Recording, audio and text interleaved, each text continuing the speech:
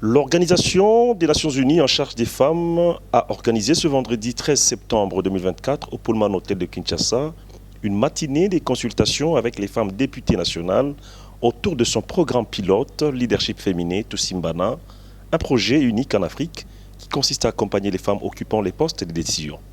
La mise en œuvre de la loi sur la parité constitue l'objet stratégique que poursuit ce programme en apportant un soutien technique et en appuyant la mise en place et le développement d'un réseau de solidarité autour des femmes ministres et parlementaires. Dans son mot d'ouverture, l'honorable rapporteur adjoint de l'Assemblée nationale, Dominique Mounongo Inamizi, a salué ce programme qui est un aboutissement à leur plaidoyer datant de la dernière législature.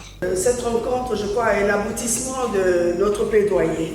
Nous comptons sincèrement sur votre apport, votre appui. Nous suivrons votre programme. Nous comptons aussi sur l'ONU Femmes pour que vous fassiez un plaidoyer auprès d'autres bailleurs, d'autres partenaires qui se souviennent qu'il y a en RDC toute une équipe de femmes parlementaires, surtout qu'au bureau, nous avons eu quand même cette fois-ci 3 femmes. Nous voulons aussi que les femmes parlementaires de la RDC puissent marquer, laisser des empreintes, même auprès de nos bases, que nos bases comprennent que non, nous avons envoyé vraiment des femmes capables, compétentes et qui sont à la hauteur de nos attentes. Le représentant pays de l'ONU Femmes, Adama Moussa, satisfait de ce moment d'échange fructueux qui a porté essentiellement sur la définition des axes stratégiques ainsi que l'accord sur les stratégies de personnalisation des bénéficiaires avec la mise en place des perspectives d'avenir en rapport avec ce programme. C'est un programme pilote unique en Afrique et surtout unique aussi pour ONU Femmes. Donc c'était un échange très enrichissant parce qu'ils nous ont véritablement partagé les perspectives, ils nous ont donné leurs orientations pour que ce programme réussisse en RDC et cela a été très utile pour nous.